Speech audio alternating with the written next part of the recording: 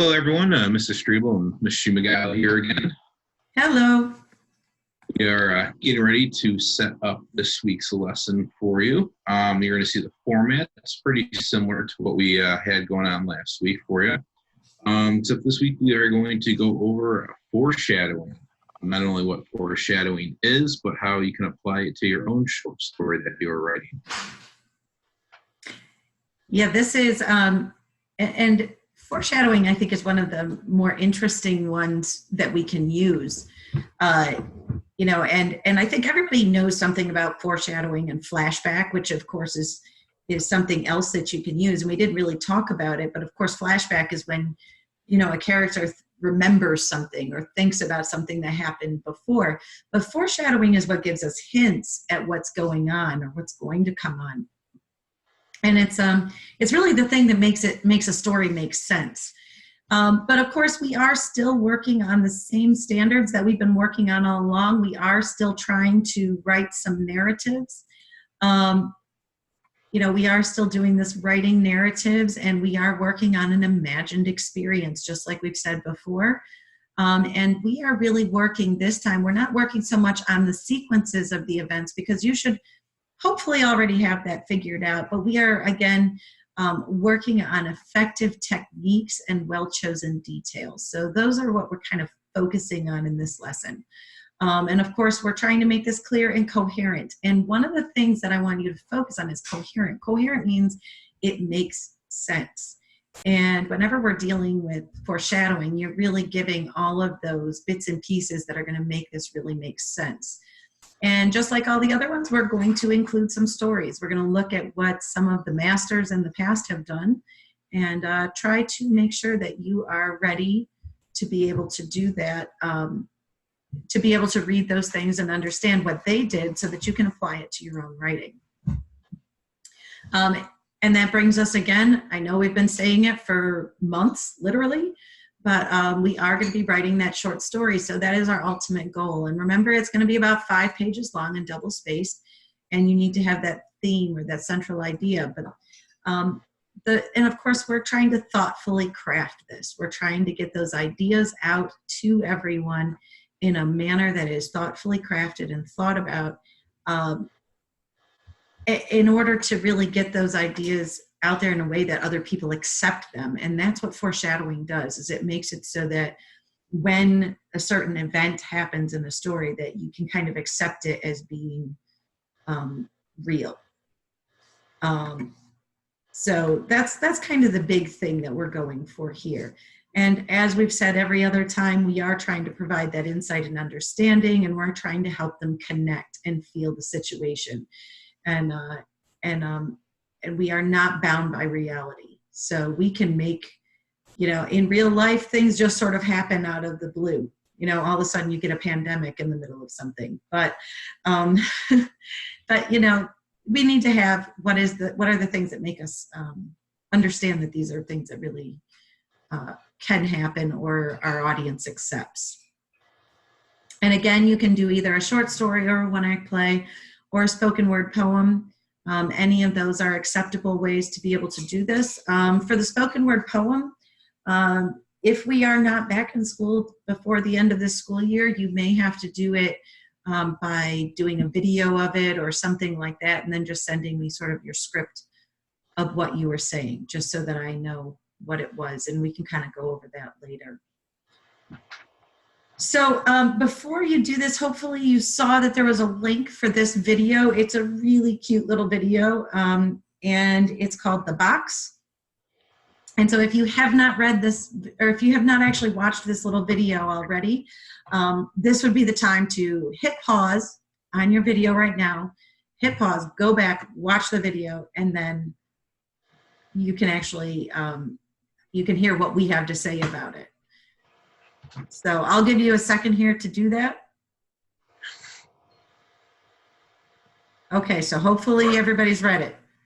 Mr. Streebel, what do you think of that video? There's definitely a couple layers of foreshadowing that are used in that short story. First and foremost, the very first scene of the little short story, a little short film, is the holes getting punched in the top of the box from the mouse's point of view.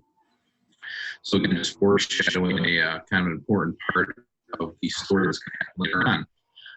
And just to that part of the story was when you get the ultimate realization of the old man's intentions. He has that fork, and you don't know what he's going to that box to do. You know, it looks like he's going to stab the mouse, but instead he's just poking air holes in it. So it's kind of foreshadowing maybe like a turning point of that story right from the get-go.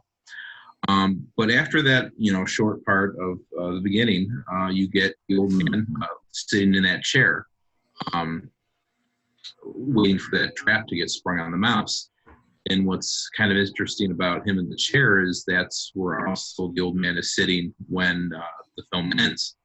I love that.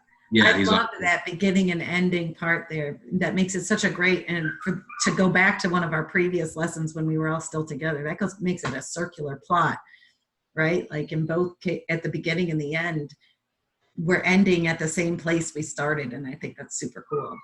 But go ahead. Yeah, and you can almost see also it's kind of important because he's in that chair in both the beginning and the end, but also his intentions with the mouse are completely different. Obviously, in the beginning, his intentions are trapping the mouse and getting rid of it, whereas his intentions in the chair at the end are him trying to feed the mouse by letting it crawl on his own body, which is a pretty way to think about it from the beginning. Yeah, in the beginning, that's so creepy when the mouse is on him, but then it's cute at the end. And then there is also the type of trap. Is kind of a little bit of foreshadowing about what's going to happen with the guy's thinking in the story. It's not a lethal trap or anything, or it's not like poison. It's the most harmless type of trap you could have, just a box falling down. So that kind of gets the audience gets that idea in their head that all right, he's not just looking at this mouse as a pest. He's also going to be kind of having some further thoughts about it, and maybe some changes of heart. And even the mouse itself, the way it's kind of made to look extra cute, almost maybe looks like a dog some ways. Right from the get-go that that's not like a mouse that you're just supposed to not care about. That you're getting some emotional investment in that mouse as a character as well. Well, and you look at this picture that's on our thing. That's the thumbnail when you go to find this video. That's the thumbnail of it. And here you've got the great big, like you said, puppy dog eyes on this cute little mouse. I would say that's definitely not something that you're going to be prepared for him to, hack apart or anything like that. I think it's interesting too, because the foreshadowing that's in this also tells us so much about the character of the old man. Like you said, he used that box to catch him. But I thought it was really interesting too, how when he went to go throw him out the window, he had him out the window. He was ready to do that until he heard the cat. And then all of a sudden he's like, oh, wait a minute, I can't let anything happen to this little mouse. And that's such an interesting shift, from that's kind of when the mouse goes from being a pest to something we at least don't want to hurt. So, and I think we've talked about in all of those shifts in the story. So that's something you got to think about in your own story. Where are the shifts in your story, and how do you indicate them? Like, when is the moment? And of course, you have to prepare for those shifts, and that's the foreshadowing. So, but yeah, I think also we saw the shifts from when the man wants to be his friend and from when the mouse accepts the friendship. As a couple other shifts that we saw in the story. So, again, we see that it is a literary device, which gives in advance a hint of what is to come later in the story. And I think we just talked a little bit about that. And here's one of the big things: often appears at the beginning of a story or a chapter and helps the reader, develop expectations. So that's the big thing here, right? Is to develop expectations. What are your expectations? When the mouse initially refutes the friendship of the guy, of the old man, we have the expectation that Mouse is eventually going to want to be friends with him. And so we think about how it helps the reader develop those expectations about the coming events in the story. And of course, we get real mad at stories when it doesn't fit those expectations, right? So something else, and again, we have this extended definition. If you still are still feeling a little confused about it, you can go to literarydevices.net and look up foreshadowing, and that will really help anybody that way. This was one story that we read that I think had tons of foreshadowing in it. Would you agree with me, Mr. Streebel? Well, for sure. I mean, there's examples of foreshadowing throughout this whole story. One of the things I immediately think of is not even language in this story, is that think about what would happen every time there was thunder and lightning or a storm rolling in. Usually that associates itself with death, something bad happening in this story. So you can have just setting cues that kind of act as foreshadowing. Yeah, absolutely. I mean, and Shakespeare sort of set the tone for so many other authors later, and he used, of course, there's the words ones, like I put in here, by the pricking of my thumb, something wicked this way comes. And if you remember, that was the scene with the witches.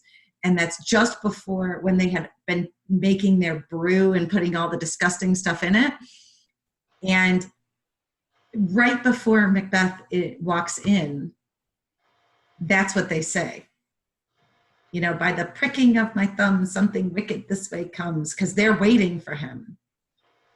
And of course, that means that we normally think of the witches as being wicked, but actually who's wicked in this particular moment, And we see that that's the moment, him walking in to go talk to those witches again, is when he truly goes from being just like a guy who's sort of power hungry to a guy who's downright wicked.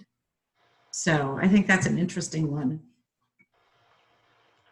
And I like how there's a lot of use of dramatic irony to kind of act as foreshadowing, even though it wasn't giving a full idea of what was going to happen. Foreshadowing never does, but what happens in all these examples is that you sort of get pieces of what might happen, or at least a clue, especially with the prophecies, how those all end up becoming true, but not in the way that the characters originally thought that they would.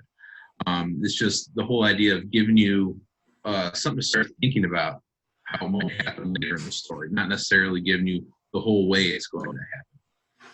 Yeah, and I think it was interesting too, just the very beginning of the whole thing, the fair is foul and foul is fair, with witches opening up the whole play. Again, we see that these known forces of evil were what started the whole play out.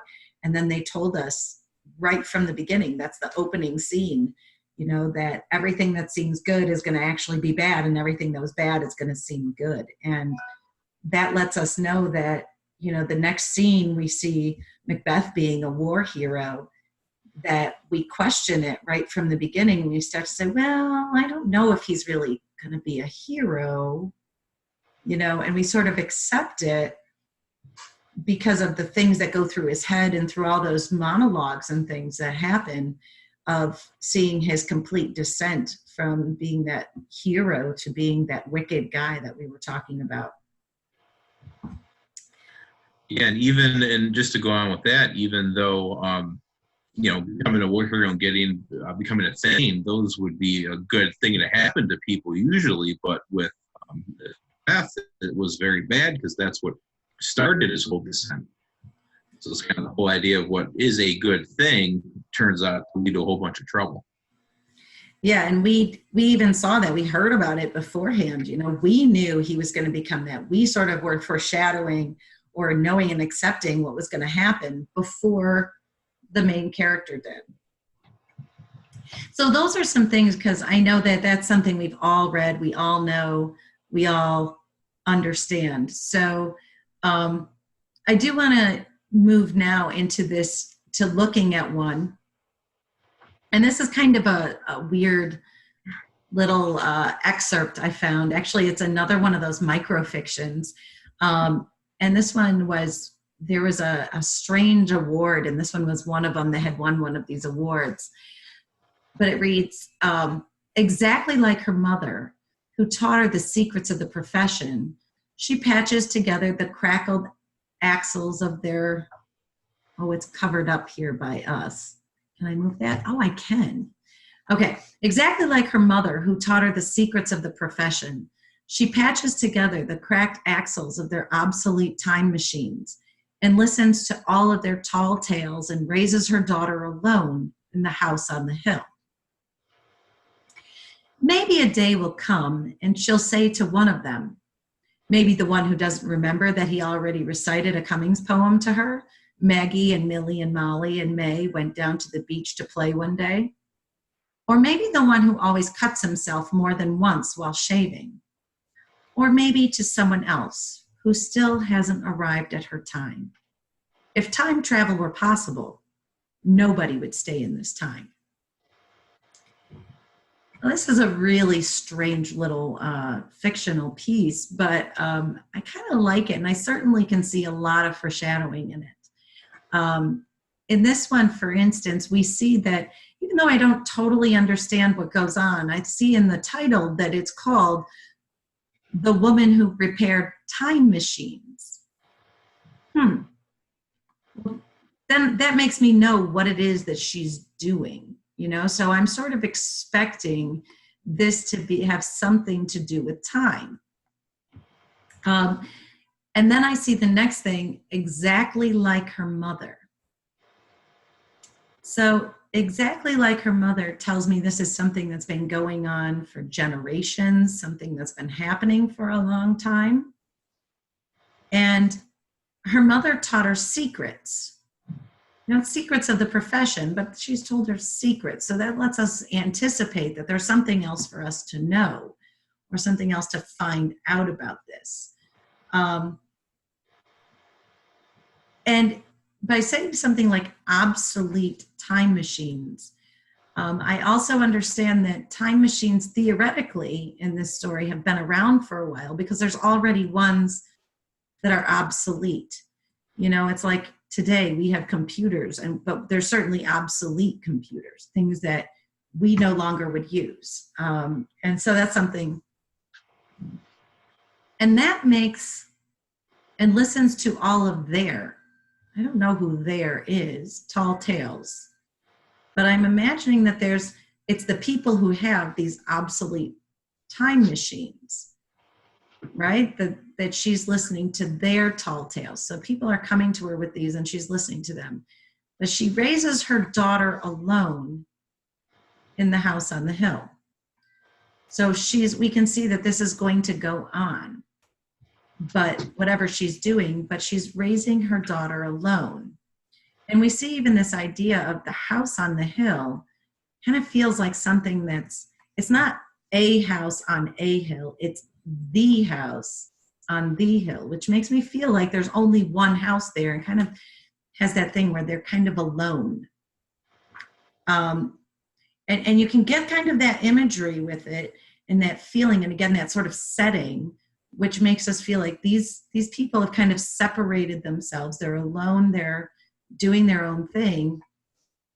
But this is also something that they've been doing for generations, exactly like her mother.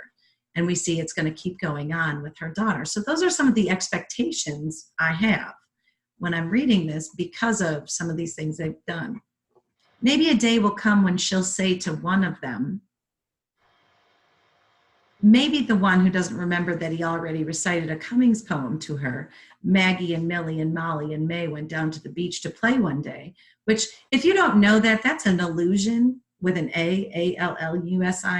And that's, this is a poem that was written by, is from a poem that was written by Cummings. So that's something that, I look at that and I'm like, oh, okay, that's as an English person, but you might not realize that.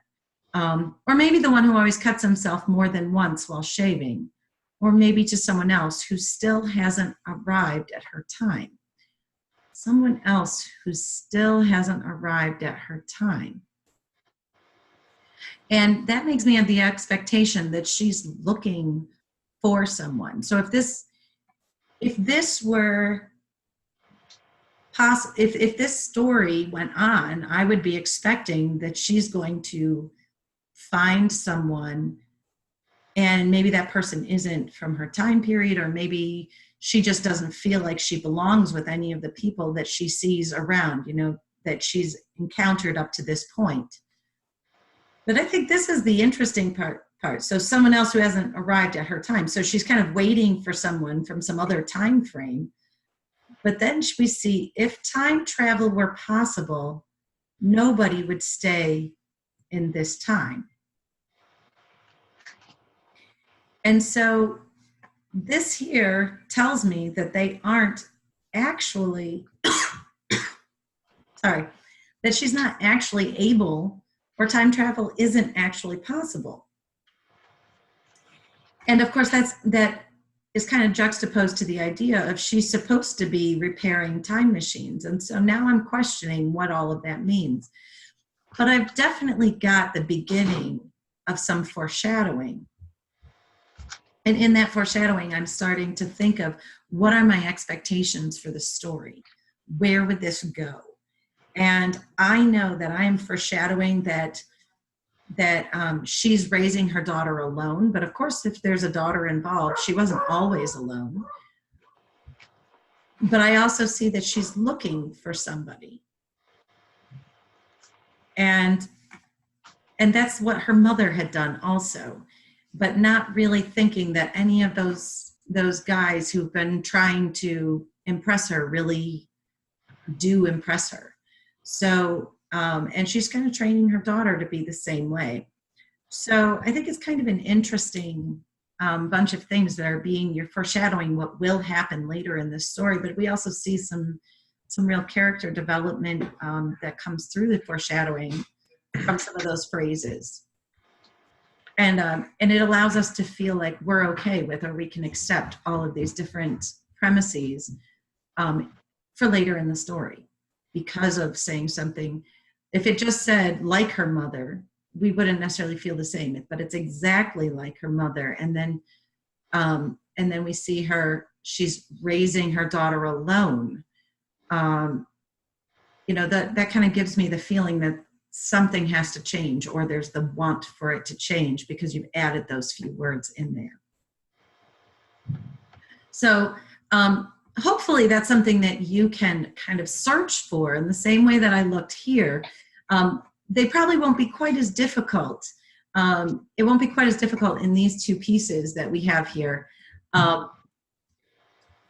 as it was in that particular small passage. But in the same way that I kind of highlighted and found those pieces that I thought really gave those hints and let me accept the end story, or where this story was going to go, that's what I want you to do with these pieces. This is the playlist. And the playlist is The Mask of Red Death and The Landlady. And The Landlady is this one, and it's a couple of old ladies who have people who come over, but there's a real serious twist in the story. And it's a little bit weird. And then you get The Mask of Red Death, and this is an Edgar Allan Poe. So if you like sort of those classic horror stories, this one just drips with imagery and symbolism and some of those other things as well. But it all sort of leads to this sort of crazy ending of the story that you gotta read it.